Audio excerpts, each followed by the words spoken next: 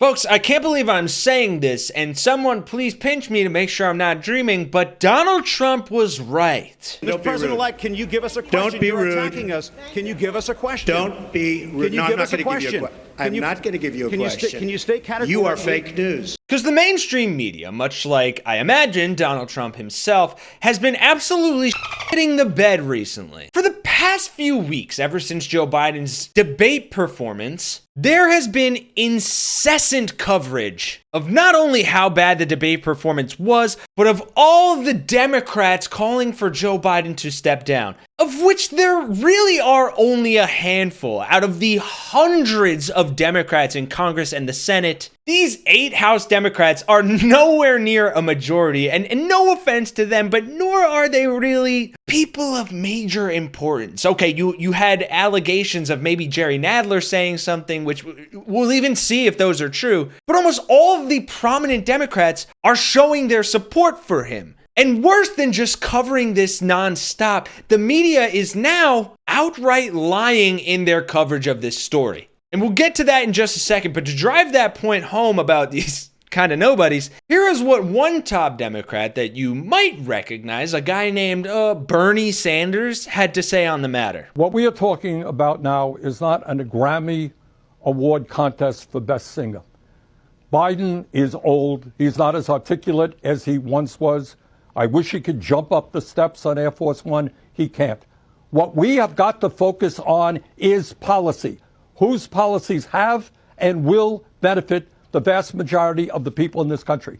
Who has the guts to take on corporate America? Who is talking about expanding Medicare so we cover dental, hearing, and vision? Who's talking about raising the cap on the taxes that people pay into Social Security so we can raise Social Security benefits and extend the life of Social Security for 75 years? Who's talking about a permanent child tax credit to cut childhood poverty in America by 50%? Those are the issues he's talked about. He's got to bring them up in the floor. He's got to promise the American people. Exactly. Bernie is right. It should be about policy. And yes, Joe Biden does need to come out and say those things and bring them up on the floor. And every day now until November will be a litmus test for him. But what really grinds my gears, and honestly gets me a little bit conspiratorial, which I'll touch on why later, is when you have legitimate or supposedly legitimate media outlets posting crap like this. This is just the first example I have for you. And these are major media outlets. This is MSNBC posting Dem Senator Blumenthal, quote, "I am deeply concerned," end quote, about President Biden. You can even see down here in the little video lower third, it says Dem Senator Blumenthal, deeply concerned about Biden. Well, that's concerning. That's a major senator talking about that. But is that what he said? Wouldn't you flippin' know? It's not. That was taken completely out of context and didn't even include the full remarks of what he said. What he said was, "I am deeply concerned about Joe Biden winning this November because it is an existential threat to the country if Donald Trump wins. So I think that we have to reach a conclusion as soon as possible. And Joe Biden as the Democratic nominee has my full support." Now, I know that's Twitter and it's a cesspool, so maybe why don't we just watch the clip? I am deeply concerned about Joe Biden winning this November because it is an existential threat to the country if Donald Trump wins. So I think that we have to reach a conclusion as soon as possible.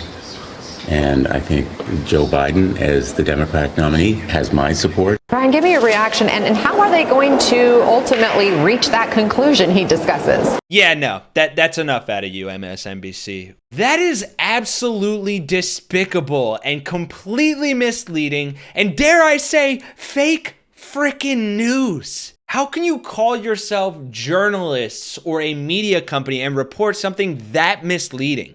Oh, but don't worry, it gets worse. Firstly, because X, the Nazi cesspool site, actually went in and community noted this, adding context. And you know when Twitter calls you out for some BS, you're deep in that. And I really agree with some of the top comments on here where this person says, we have to use the media's bias against Biden as fuel to do even more to spread the word ourselves. At the end of all this, people will look back at this time as the moment when people overpowered the media with truth to save democracy. And the poster, Art Candy, said people have had enough of the media being complicit. And I totally agree. And I'm curious about your thoughts as to why it's happening. I have my own theories that I'll get to in a second. But first, allow me to show you another egregious example that came out today from the failing fake news New York Times, of all places. The news outlet once heralded as the golden child of media outlets put out this article titled, Pelosi suggests that Biden could reconsider decision to stay in the race. They start the article saying Representative Nancy Pelosi, a longtime Biden ally and the former speaker, is the most senior member of his party so far to suggest his status at the top of the ticket is uncertain. Really making it sound like she said something crazy like, oh, maybe Biden shouldn't run. Biden probably shouldn't be on the ticket anymore. I don't know. Here's a bit of what she said. It's up to the president to decide if he is going to run.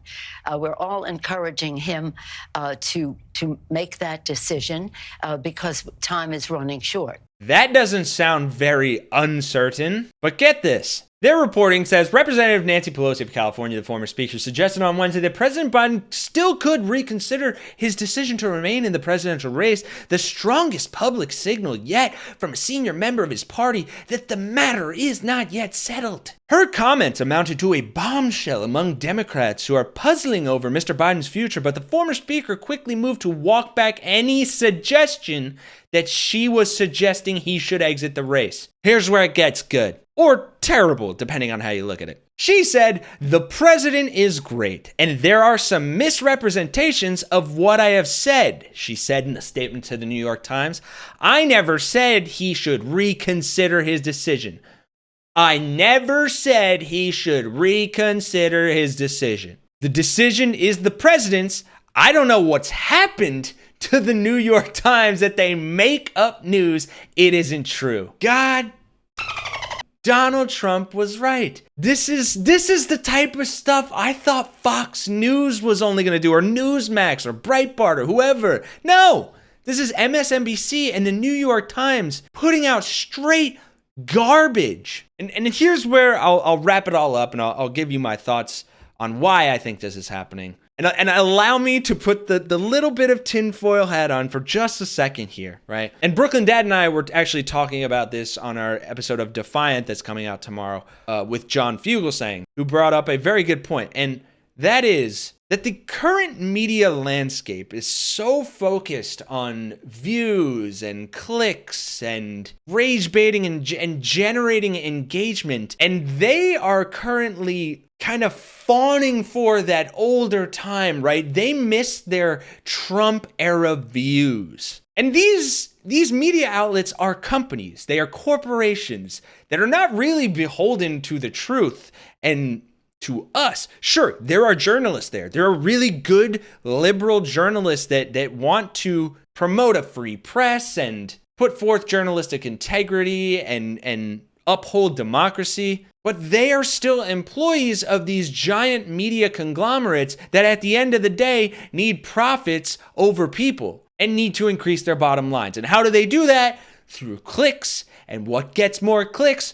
Rage baiting. And honestly, I wouldn't be surprised if they wanted Donald Trump to win, because then they would get more views and clicks and rage bait. And that is despicable. It's disgusting, and it's a symptom of the disease of having too much money in politics and too many billionaires running things. Because let's be honest, if Donald Trump gets elected, billionaires will be fine. Hell, they'll be better than fine. They'll get tax cuts and a slew of other benefits for themselves, because fascism is pretty good for billionaires. So that's the story, my thoughts. I'm very curious to hear, what do you guys think of this? Do you agree with me? Do you think it's something else? And how do you feel being readers of news like this, or viewers of these media corporations, being so blatantly lied to like that by people who you should be able to trust? And on that note, shameless plug, obviously we are grassroots funded. We are not beholden to corporate shareholders. So